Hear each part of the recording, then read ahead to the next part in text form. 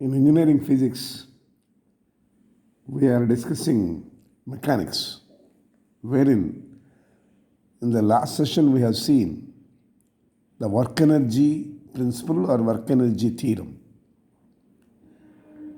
So, in continuation to that, let us understand how conservation of momentum takes place.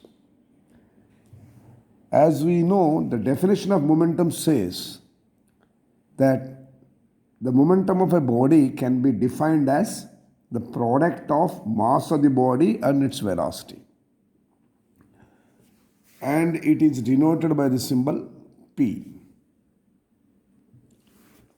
When the resultant external force acting on a system of several bodies is zero, then the total linear momentum of the system is conserved. That means the total linear momentum, it is nothing but the vector sum of linear momentum of each particle in the system. System means a group of particles. So momentum can be taken as mass into velocity, that is P equal to m into v, where m is the mass of the body and v is the velocity of the body. So when we consider an isolated system consisting of n number of particles with masses m1, m2, etc., mn, and velocities v1, v2, v3, etc., vn, they mutually interacting among themselves, then the total linear momentum of the system can be obtained is vector sum of all of these things. Of course, you can represent when you say vector sum, you can put arrow marks like this. Vector sum of this. That is, if total linear momentum is P, then each one is P1, P2, P3, etc. So you can represent it as P equal to P1 plus P2 plus P3, etc. up to Pn. That means you can write as sigma. So you can write as P equal to sigma I to 1 to n of mi vi. That means for I equal to 1, it will be m1 v1. For I equal to 2, it is m2 v2. Like that you can get these values. Here you can represent in terms of total mass of the system, if you convert, if you take it as m, capital M, and total velocity of the center of the mass of the system, if you take it as VCM. We shall discuss a little bit later about center of mass. Right now, take velocity of center of mass as VCM. Then, if a resultant force of system is zero, according to the principle of law of conservation of linear momentum, we can modify this equation as something like this. So, this total linear momentum in terms of total mass of the system and velocity of center of mass, this can be represented as something like this, m into VCM. Now, differentiating this equation, we get left hand side you have P, right hand side you have m into VCM. So, this will become resultant, just now I told that if a resultant external force of the system is zero, so as per the principle of law of conservation of linear momentum, we can differentiate this. So when you differentiate, what you will get? If P is equal to m into VCM, then d by dt of P is equal to d by dt of m into VCM. Here m is constant. So take out the variable m out of the differential operator. Then you can write d by dt of P is equal to capital M into d by dt of VCM. d by dt of VCM means derivative of velocity of center of mass with respect to time. That is the acceleration of the center of mass only. Na? So therefore, since dv by d by dt of VCM equal to ACM. Therefore, you can write as dp by dt is equal to m into ACM. That is mass into acceleration of the center of mass and means whole system. So mass into acceleration is nothing but external force only. Is it not? Now if this external force acting on the system of several bodies is zero, if this is zero, then m into ACM is zero. That means dp by dt is equal to zero. So if you have external equal to zero means dp by dt equal to zero. When the derivative of the variable with respect to time is 0. That means the variable is constant.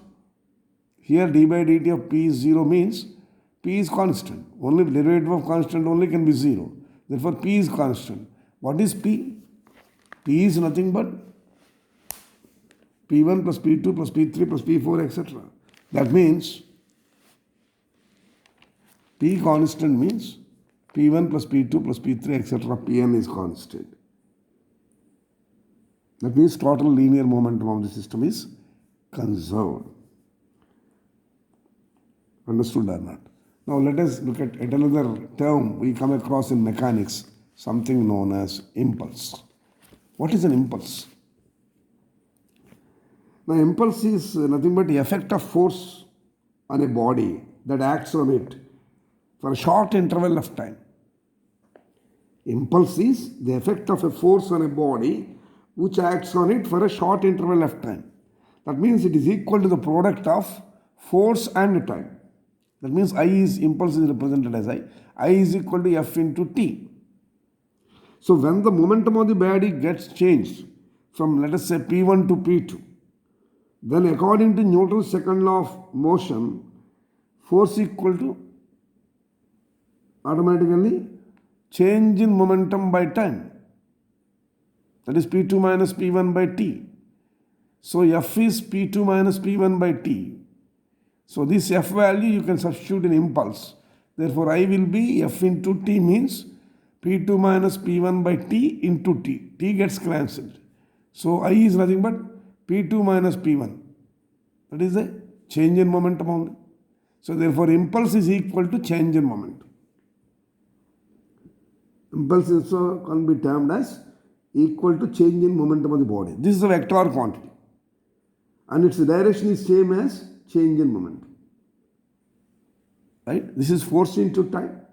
Therefore units are Newton into second or kg meter per second. Either way you can calculate impulse. We can also obtain the law of conservation of linear momentum using Newton's third law. Already we have seen momentum conservation just now. Now using Newton's third law also we can find out the conservation of linear momentum. What the conservation of linear momentum statement says, in the absence of an external force, the total linear momentum of an isolated system remains constant or remains same or simply called as conserved. For that, this is what, when the total external, in the absence of an external force, the total linear momentum of an isolated system remains the same or remains a constant. For that, what you need to do is consider an isolated system of two particles of masses m1 and m2. Now, what is the total mass of the system? Total mass of the system will be naturally sum of these two, m equal to m1 plus m2.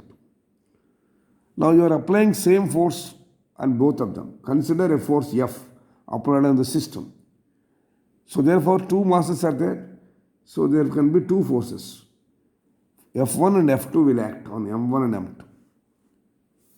So therefore, on M1, F1 will be acting. On M2, F2 will be acting. Now when two forces are acting on each other, each body will be exerting force on the other. So therefore, you consider a force acting on M1 because of each other. That means, let us say F12 I take and F21, two forces I am taking. So forces on each other can be taken like this, F of 12 and F of 21. As per Newton's third law, naturally these two are equal and opposite. Therefore, F of 12 is equal to minus F of 21. Like that you can take. Understood? Let it be equation 2. Now total force you want to calculate. Total force is what? Two forces are there, F1 and F2. Total force will be F1 plus F2. F is equal to F1 plus F2. Now, the net force on M, this is the total force.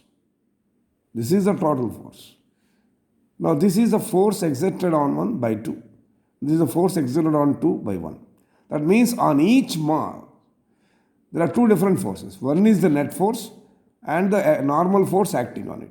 Therefore, what is the net force acting on M1? Already on M1, F1 is acting along with exerted force by second force is also acting. That means net force on M1 will be F1 plus F of 1, 2. Understood or not? Again I am explaining or recapping. F1 is acting on M1, F2 is acting on M2. Apart from that, each one is exerting some force on the other. Those forces are named as F of 1, 2 and F of 2, 1. That is, F of 1 means force acting on first body due to second body. This is force acting on second body due to first body. So therefore, if you take the first object M1, two forces are acting. One is normal force F1 acting on it, and the other the exerted by the second body. Therefore, net force acting on the first body M1 is nothing but F1 plus F of 1, 2. Understood? So according to second law of Newton's law of motion, this F1 plus F1, 2 is nothing but rate of change of momentum. Total force acting on a body is directly proportional to the rate of change of momentum. That is second law of Newton. So accordingly, this particular value net force acting on M1, which is found to be F1 plus F1, 2, is equal to d by dt of P1. That is the rate of change of momentum, where P1 is nothing but the linear momentum of the first body. Similarly, what will be the second body? Second body, if you take M2, the normal individual force acting on it is F2, and force exerted by the second body on the first body on the second body, like that you have taken. So similarly, if you want to calculate the net force acting on M2, it will be F2 plus F21. Therefore, that is equal to d by dt of P2. So that is the second one. This is the net force acting on the first body. This is the next net force acting on the second body. According to Newton's second law, net force is nothing but time rate of change of linear momentum. Therefore, the first one is equal to d by dt of P1. The second one is equal to d by dt of P2. P2 is the linear momentum of the mass of the particle M2. Now you add these two. Add for equation 4 and 5. So you will have total. So when you add, what will happen on the left side? You have F1 plus F12 plus F2 plus F21 is equal to d by dt of P1 plus d by dt of P2. So when you add these two, net force on M1 and net force on M2 in terms of Newton's law, then what will happen? F1 plus F12 plus F2 plus F21 is equal to d by dt of P1 plus d by dt of P2. So that you can write like this by taking d by dt as common. F1 plus F2 plus F12 plus F21 is equal to d by dt of P1 plus P2. Understood? Now in this equation, if you see the previous equation, wherever you have F1 plus F2, you can write F. That means here I can write F. Understood? Now, wherever you have F of 1, 2, F of 1, 2 is equal to F of 2, 1. As per third law of Newton, wherever you have F1, 2, you can write minus F2, 1. Or wherever you have F2, 1, you can write minus F2. So by using these two equations, whenever we have F1 plus F2, we can write F. Whenever you can have F1, 2, you can write F2, 1, minus of F2, 1. Or whenever we have F2, 1, we can write minus of Fn2. Applying these two equations in this equation. So for this, we can write F. This, for F1, 2, if you write minus F2, 1, this gets cancelled. Or for F2, 1, if you write minus F1, 2, this gets cancelled. So using those two equations here, it will become something like this. Why it becomes 0? F1 plus F2 For F1 plus F2, we have written F. For F of 1, 2, you can write minus F21, this gets cancelled. Or for F21, you can write minus of F12. In that case also it gets cancelled. In that context, it is 0. So you found this equation having simplified as F of F plus 0 equal to d by dt of P. This is a total moment. So from this you can say F is equal to d by dt of P. Understood up to this point? Now, when there is no external force acting on it, on the isolated system, when there is no external force means F will be 0. When F is 0 means d by dt of P is 0. When d by dt of P is 0, when P is constant only, that is the next step. When there is no external force acting on the isolated system, F will become 0, which means d by dt of P is 0. d by dt of P is 0 means P is constant. So this proves law of conservation of linear momentum using Newton's third law. Now why this law is important? Because it is applicable to quantum mechanical particles like atomic and nuclear physics and atomic particles. This law of conservation of momentum is very much important. In fact, this law is the exact law in nature. It is a natural law and no violation can be recorded in this. This law of conservation of momentum using Newton's third law is very much useful in solving many problems like collisions. And as I said earlier, when it comes to quantum mechanical particles, this law is very much helpful in investigating on fundamental particles. This law holds good even Newtonian mechanics fails. Whenever Newtonian mechanics fails, even then this law holds good. This is what you can understand from deriving law of conservation of momentum from Newton's third law. Let us quickly recollect the relation between kinetic energy and momentum. We know momentum is mass into velocity. If momentum is represented as P, mass as m, and velocity as v, then momentum equal to mass into velocity can be represented as P is equal to m into v. Okay? Call it as equation 1. And we are trying to find the relation between momentum and energy. Energy of a particle moving means kinetic energy. So the kinetic energy is nothing but half mv square. Okay? So you can write half mv square as half mv into v. It's a convenience sake we have written like this. The reason is very simple. We have to establish a relation. So you can write half mv square as half m into v. Half mv into v. Now, what is mv? mv is nothing but P. So you can write therefore kinetic energy as half as it is. Instead of mv, you can write P and v is at v. Therefore, Ke will be half P into v. Okay? Now again, from mass into velocity equal to momentum, v can be written as cross multiplication P by m. From this equation, v will become P by m. Therefore, substitute v is equal to P by m in kinetic energy. Therefore, kinetic energy, which is nothing but half into PV, that is half P into P by m. That is P square by 2m. Understood?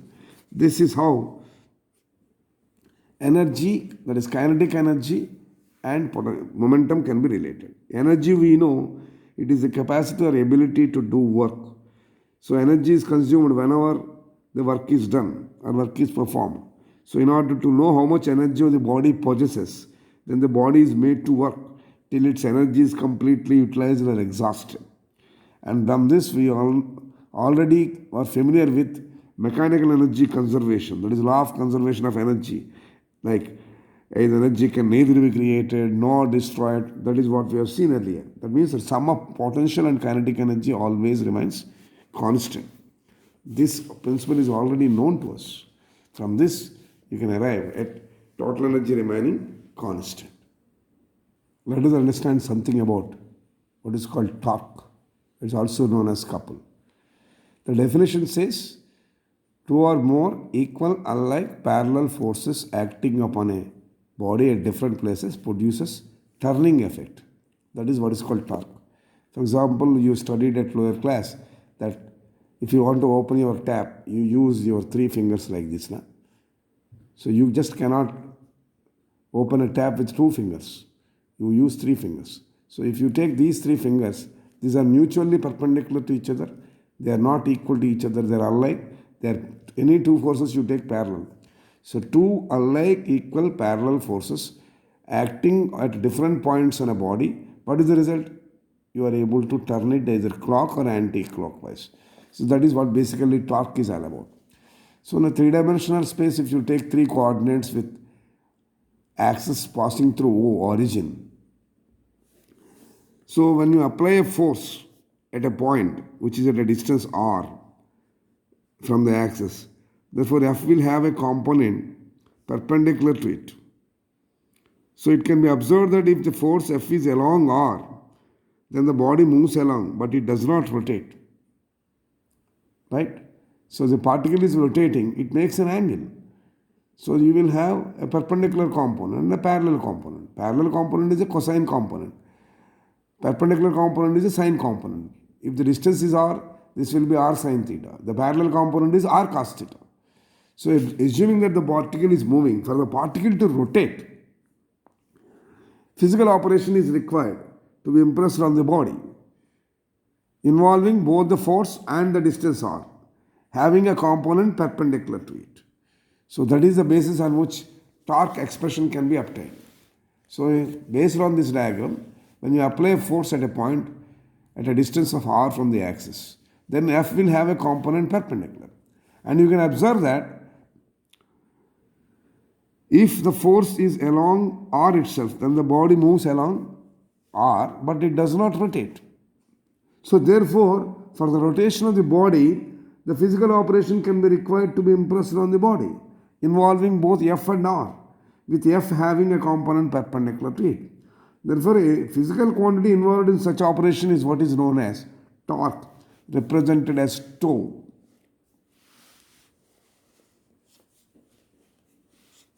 This we what we call as τ, T-O-E, τ, like that we pronounce. τ equal to vector product R into F. In scalar form, you can write, of course, RF sine theta, where theta is the angle between R and F. If R and F are lying in XY plane, for example, then the torque τ is along the Z axis. If these two lie in the XY plane, the resultant will be lying in the Z axis. That is in the third plane. So torque is an axial vector. It's also called a pseudo vector. And it plays the same role as rotator motion, because force does lie in linear motion. So therefore angular momentum you can identify as L. Angular momentum is represented as L. This is what I explained. When R and F are lying in the XY plane, torque will be positive and lying in the Z axis. So it's an axial vector or a pseudo vector. Angular momentum represented as L is, in a rotational body, it is mvr. M into V into R. That is mass into velocity into radius vector. But M into V is equal to P. Therefore it is P into R. That is how angular momentum can be represented as. Now we will differentiate this with respect to time. We will get this expression. Now here it looks like on the right hand side, d by dt of m cross n. d by dt of m cross n, therefore that is m into dn by dt plus n into dm by dt. That is what the differentiation tells us. So therefore on differentiating, the right hand side leads to what? Something like this. R into dp by dt plus p into dr by dt. Okay?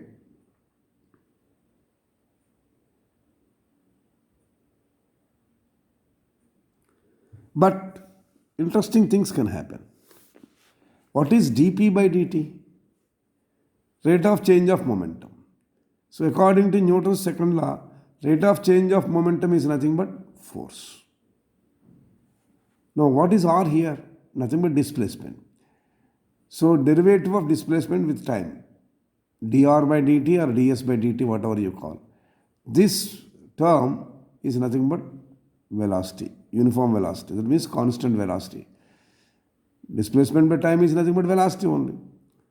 So therefore, you can represent that value. So therefore, dl by dt will become what? So whenever you have dp by dt, you can write p, f. Whenever you have dr by dt, you can write v. So therefore, this expression will be r into f plus p into v. Okay? So that's how. But this is uniform. When the velocity is uniform, then automatically this becomes 0. Constant means 0. Derivative of that constant is 0. Therefore, for dr by dt, you can write 0. And for by dp by dt, you can write f. Therefore, it will become dl by dt is equal to r into f. That is nothing but 2. Thus, the rate of change of momentum, angular momentum, gives torque. It provides a definition of torque and also the relationship of tau with L. It defines what? The torque as the rate of change of angular momentum in the same manner as force. Force was defined as rate of change of linear momentum. Rate of change of linear momentum is force.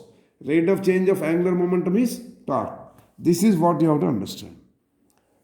So torque is also termed as moment of force. So therefore angular momentum can be defined as moment of momentum. So it can be emphasized that the direction of rotation of body is vectorially represented along the same direction as dl by dt or tau. Suppose if tau equal to 0, then dl by dt equal to 0.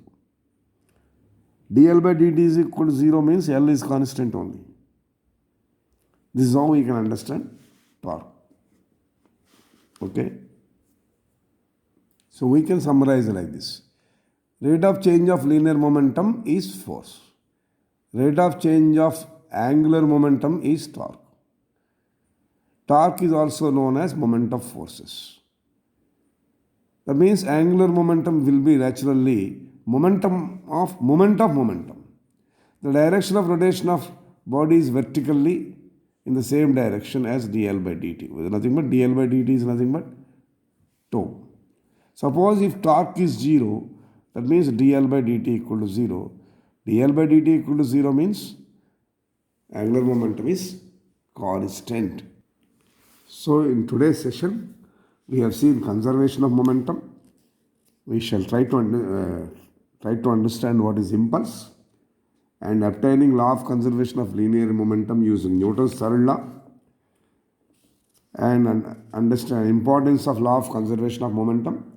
Also, we have seen the relation between kinetic energy and momentum and how mechanical energy is conserved as potential and kinetic energies along with the expressions.